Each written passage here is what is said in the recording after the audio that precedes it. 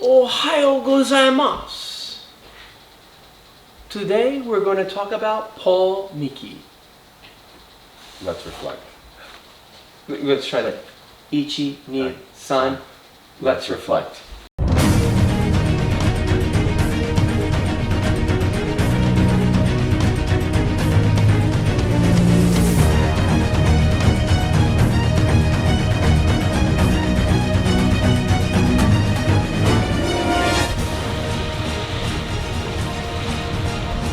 Sunum bonum, peace be with you.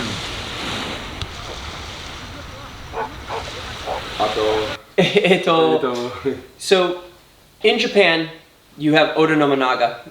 He was the ruler. Oda Nobunaga didn't really care what religion you followed, as long as you paid the taxes and you followed him. He was the first, you can't call him an emperor, but he was the first shogun to start to bring Japan together. Right. He was a unifying figure in that sense. Correct. Now he gets murdered.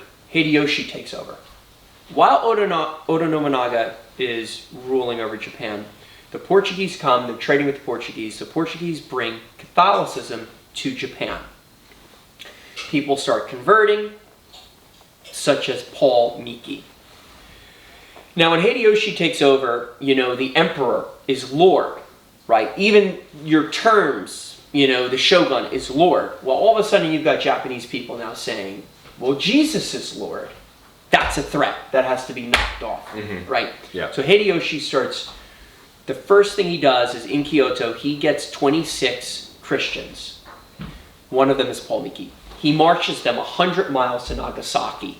This is where you can find the monument to 26 martyrs. Now, some of them died on the road. You could just imagine marching, hundreds and hundreds of miles and you're not feeding. Anyway, right. So Paul Miki gets up on the cross as they're murdering him and actually starts preaching. This is kind of interesting. So just to clarify, he is actively getting crucified and he's preaching. Correctamundo. Wow. In which he's asking, I'm just trying to make sure I'm right here, forgiveness for the people murdering him and that they need to take Christ as their Lord and Savior.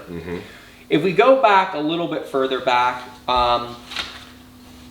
he came from a very wealthy family. Yeah. He got into seminary.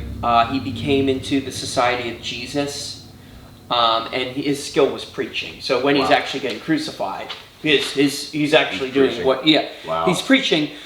And what's very interesting about Japan, kind of to finish this off, and he was canonized as the first Japanese Jesuit saint.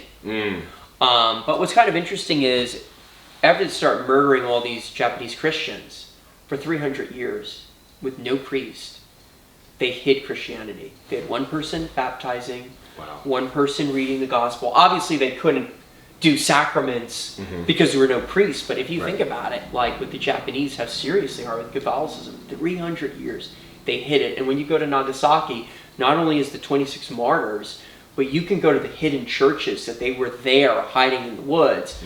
And I just thought it was kind of an interesting, fun saint to bring up on this podcast because Paul Miki's really an interesting character and what he went through. And kind of, I believe it was St. Andrew, the one that was crucified on the X. On the X, yeah. He also was preaching crucified. And I wonder with Christianity, when you look at how it spread, every time you murdered someone, you would get 5 more. Right.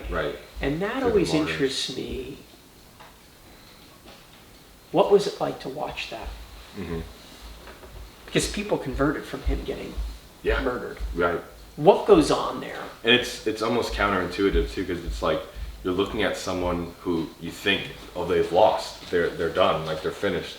Their power and their all that is gone because they're actively being killed and they're dying, they're being martyred. So you would think, like from a logical perspective, that why would I listen to them? But then the opposite was true, in fact, that from that happening, from him being martyred, that more people converted and more people started following Christ, and that's very interesting to me. Yeah. I was watching with my girlfriend. What movie were we watching?